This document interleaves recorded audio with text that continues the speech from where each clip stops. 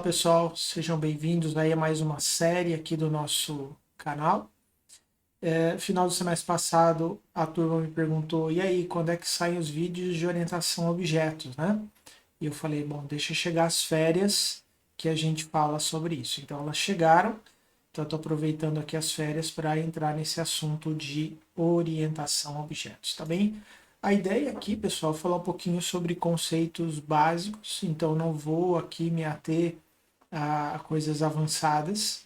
Então, se você está começando aí, se você está entrando na área de orientação a objetos, esse vídeo aqui é recomendado para você. Se você já conhece todos esses assuntos, provavelmente isso aqui não vai trazer nenhuma grande novidade. Então, enfim, fiquem à vontade aí para assistir e ver se isso faz sentido ou não para vocês, tá bom? Então, quando a gente fala de programação orientada a objetos, o que a gente está dizendo?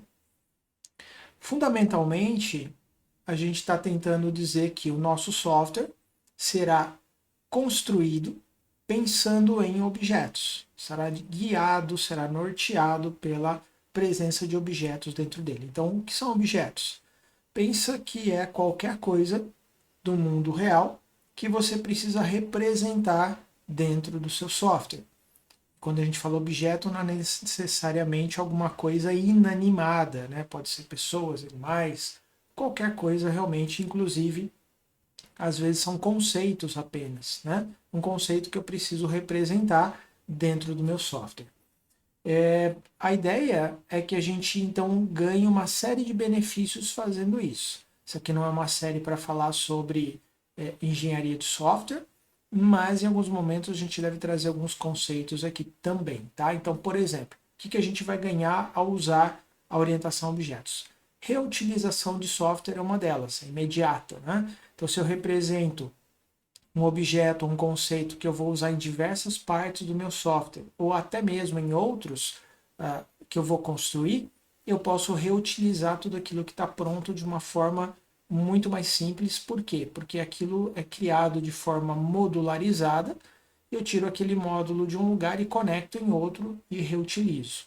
Tá? Então, se ele já está testado, melhor ainda, porque eu já ganho confiabilidade. Uma outra coisa que a gente pode ganhar também é, uma vez que eu preciso fazer uma alteração no software, eu vou diretamente no ponto relacionado àquilo que precisa ser alterado e eu não preciso ficar refazendo, né, e retestando uma série de coisas, tá? Então, como é que eu vou pensar na modelagem desses objetos? Então, pensa, por exemplo, nesse conjunto de imagens que você tem aqui. Se eu dissesse o seguinte para você, olha, agrupa para mim de alguma maneira essas imagens de uma forma que faça sentido aí para você. Como é que você agruparia esse conjunto aí de imagens? Bom, se você pensou em um pouquinho, provavelmente você chegou em algo parecido com isso aqui, tá? Você deve ter separado alguma coisa nesse sentido.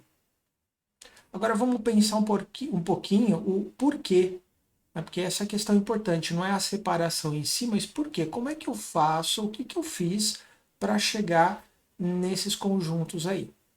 Então, possivelmente você pensou em características, né? O que são características? São coisas que cada um desses objetos de um grupo possuem em comum. Então, existem características do grupo pessoas que não aparecem no grupo cachorro ou no grupo carro. São características, por exemplo, pessoas têm pernas e braços, carros não têm. Carros têm rodas que o grupo cachorros não tem. Então, essa é uma primeira questão para a gente pensar. Então, objetos, eles em geral vão ter características. Mas tem uma outra coisa também importante que a gente pode utilizar para fazer a separação, que são ações. O que é que um grupo faz que o outro grupo não faz? Então, um carro, ele acelera, freia, né? E a pessoa ela fala, ela anda, ela acena, enfim. A gente pode pensar uma série de coisas aqui. Mesma coisa dos heróis, que têm superpoderes e de repente um deles voa, ou alguma coisa nesse sentido. O cachorro late, né? Então, tem duas coisas importantes que vão nos ajudar a definir como separar e como organizar os nossos objetos. Ou melhor ainda, como é que eu vou modelar os meus objetos, que são características e que são as ações. Bom, trazendo isso para o conceito aí de orientação a objetos, a gente vai chegar no conceito de classe. Tá? A classe ela é uma forma de a gente representar os nossos objetos, ok? Então, uma classe ela vai ser uma representação de um objeto. E na construção da classe, em geral, nós teremos características e ações, que dentro aqui da teoria de orientação a objeto, nós vamos chamar de atributos e métodos, ok? Então, o que são atributos? Atributos são informações, características que o objeto possui, ok? Então, associa esse nome que a gente vai usar o tempo todo. Atributo se refere a características. E as ações? As ações, elas serão modeladas através de métodos. Os métodos são como pequenas funções. Você já viu outras linguagens de programação. Se você ainda não viu esse conceito, tem uma outra série aqui que eu falo de fundamentos de programação, seria o início, né, o zero, e no finalzinho dessa série ali de introdução à programação, tem alguns vídeos que eu gravei especialmente falando sobre métodos, beleza? Mas método é basicamente uma função e eu vou através dessa função, através desse método, que é o que a gente usa aqui em orientação a objeto, descrever um comportamento para o meu objeto.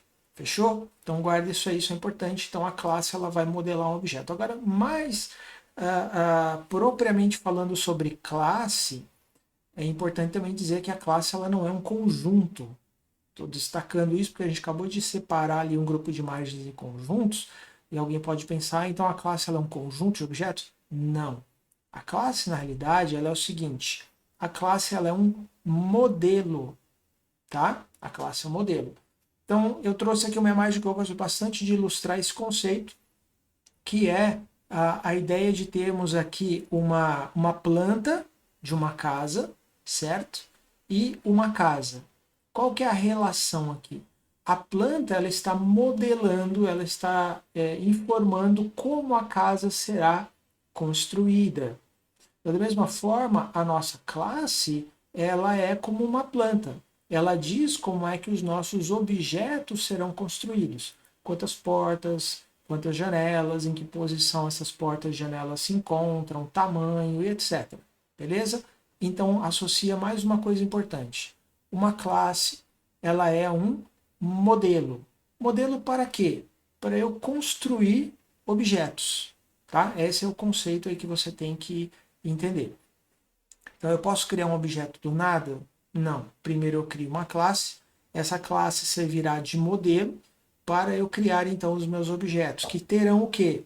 Atributos e métodos, ou seja, características e comportamentos que são modelados, então, através da classe. Tá bem?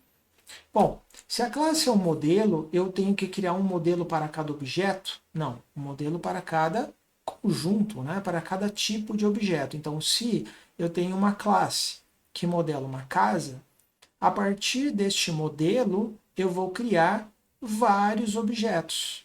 E aí o que é importante a gente destacar aqui?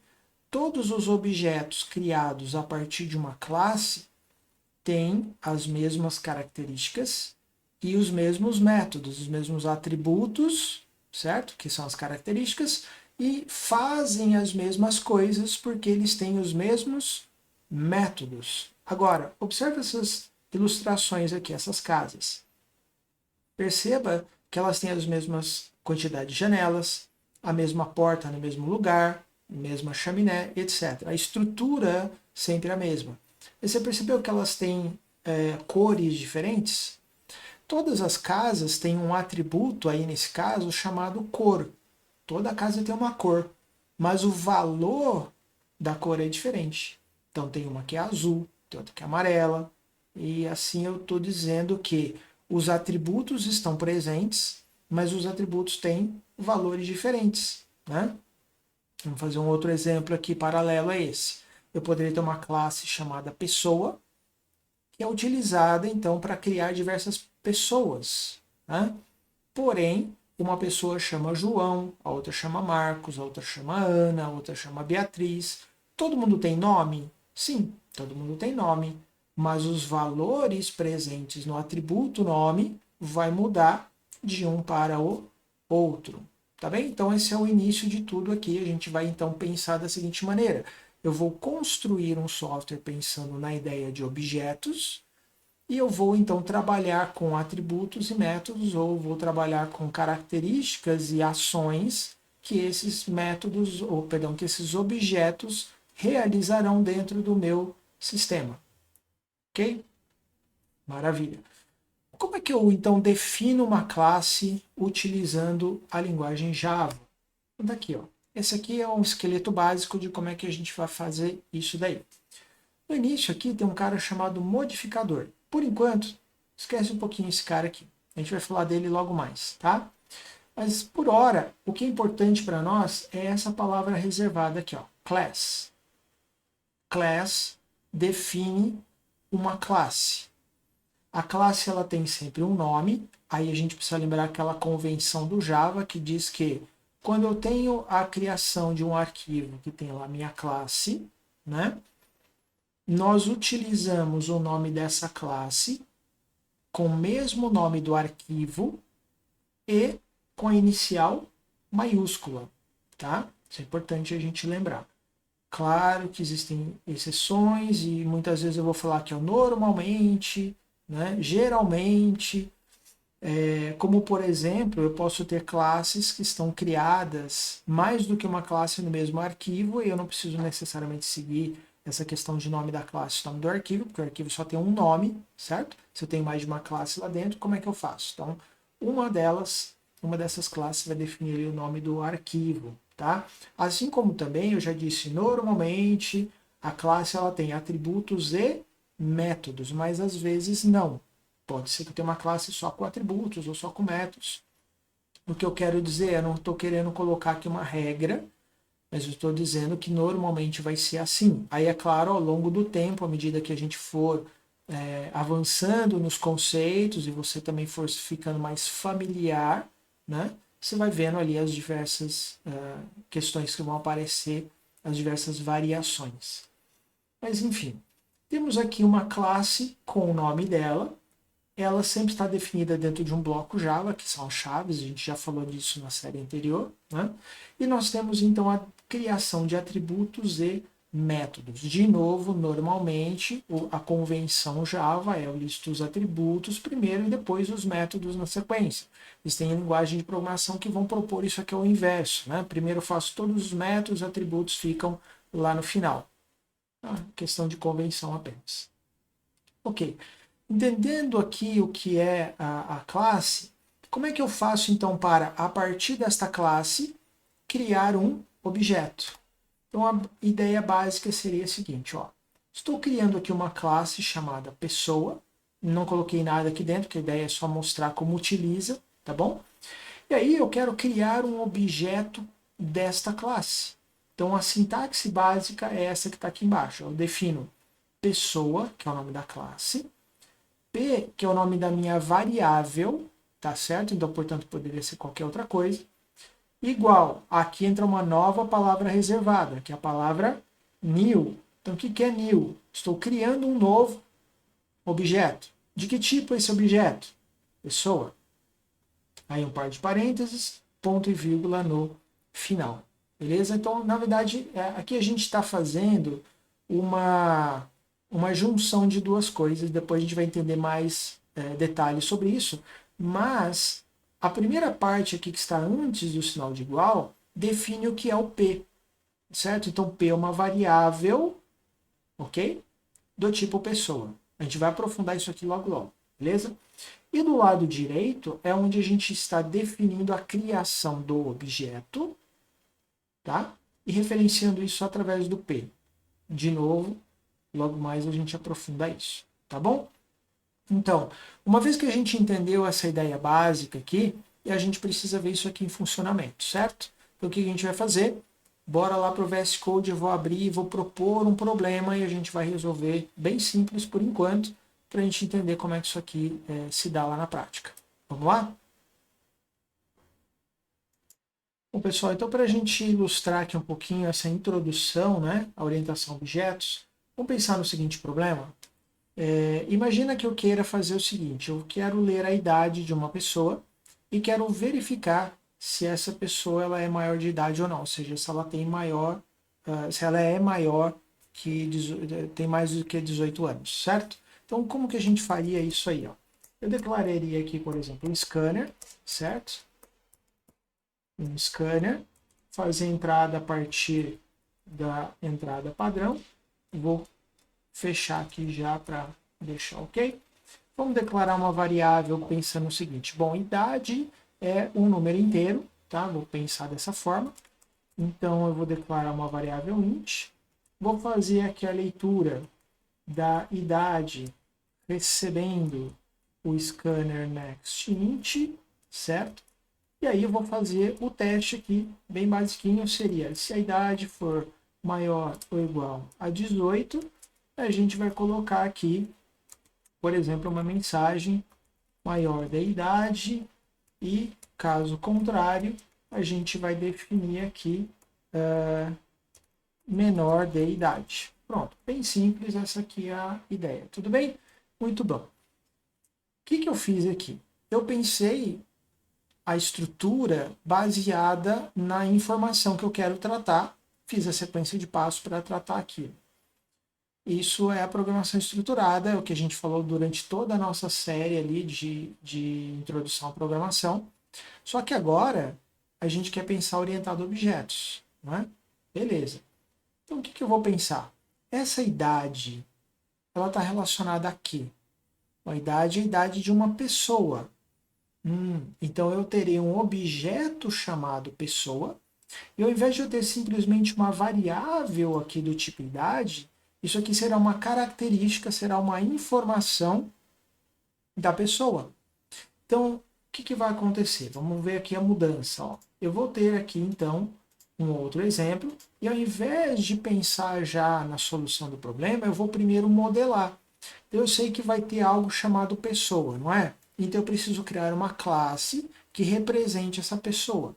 Então dentro aqui da minha pasta PO, eu vou criar um arquivo chamado pessoa.java, tudo bem? Letra maiúscula no início da classe. Está aqui a criação da nossa classe. Então primeiro eu coloco os atributos. O que é a informação que essa pessoa vai ter? Vai ter idade, entidade. Perceba que a definição do atributo é muito semelhante ao que nós fizemos onde? Que nós fizemos aqui, ó, né, na programação estruturada. Porém, a idade aqui ela está dentro de um método, que é o main.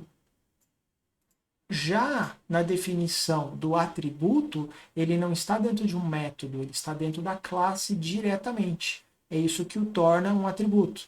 O atributo também é chamado algumas vezes de variável de instância. O que é uma variável de instância? Uma variável que pertence a um objeto, tá bem? E não está dentro do método diretamente definida lá. Legal, então agora eu tenho uma pessoa que tem uma idade. Como é que eu uso, a princípio, esse cara aqui? Bom, primeiro eu precisaria criar um objeto do tipo pessoa. Então, lá no nosso exemplo, aqui, que agora é o exemplo 2, o que a gente vai fazer? Eu posso ter lá o scanner, que a gente vai precisar dele daqui a pouquinho, só vou deixar ele já criado aqui, certo?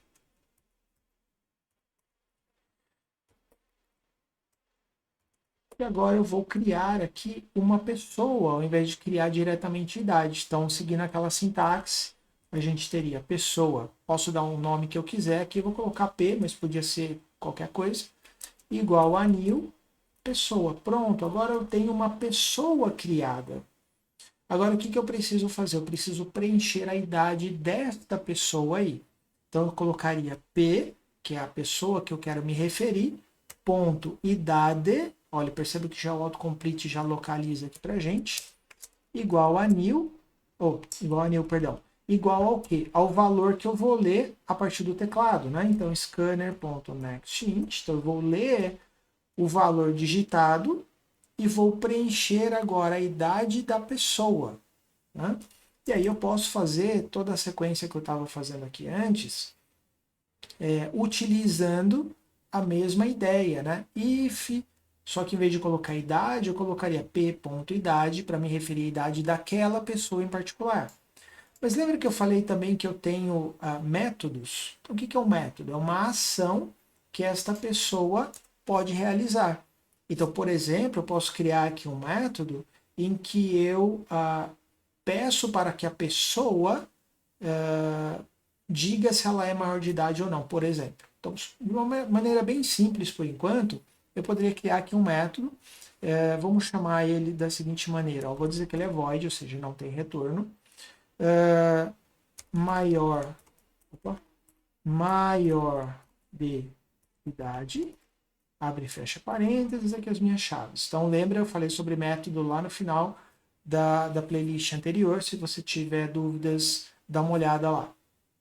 E aqui eu vou colocar um print maior de idade ou menor de idade, baseado no que eu vou fazer isto? Eu vou fazer isto baseado na idade da pessoa. Então eu preciso aqui dentro fazer um teste.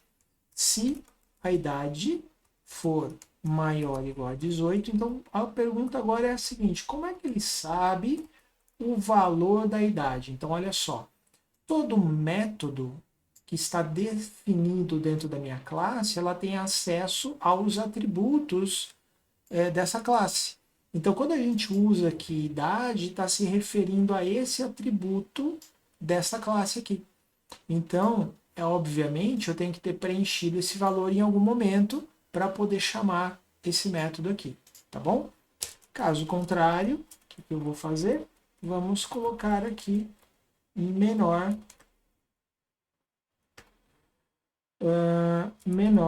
de idade, certo? Então, agora, como que eu utilizo esse método aqui, ó?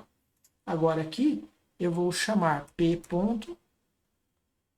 maior de idade.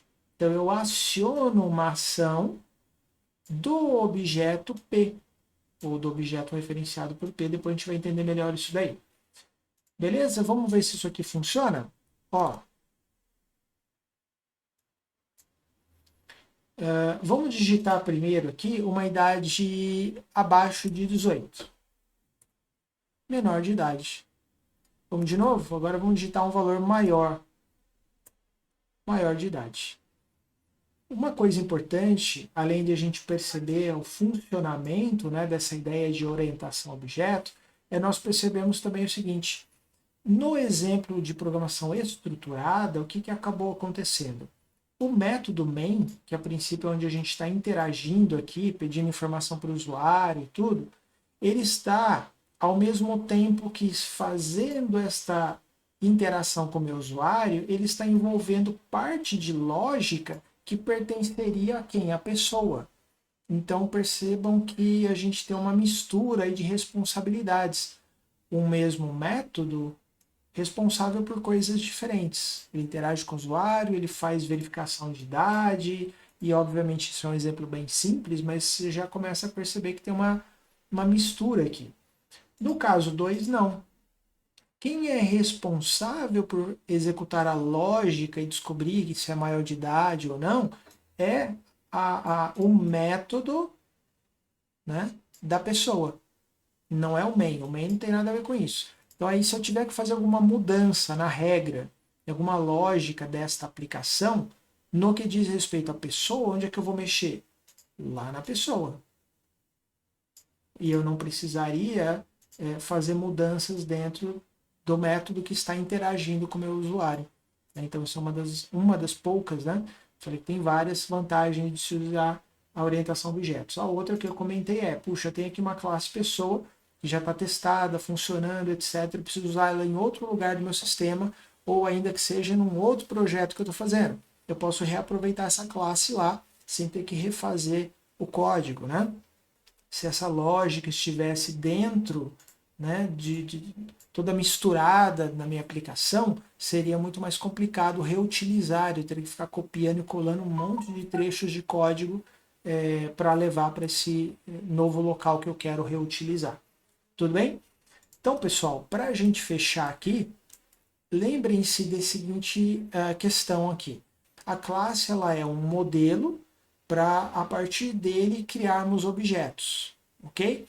A classe, em geral, ela é definida por métodos e atributos, ok? E todos os métodos e atributos definidos dentro da classe serão parte do meu objeto, e todos os objetos criados a partir de uma classe serão todos, terão todos a mesma estrutura. Fechou? Então é isso. Espero que esse primeiro vídeo aí tenha dado uma ideia inicial dos conceitos, e a gente vai seguir nos próximos. Vou tentar manter uma certa frequência de atualização para vocês irem acompanhando. Um abraço e até a próxima.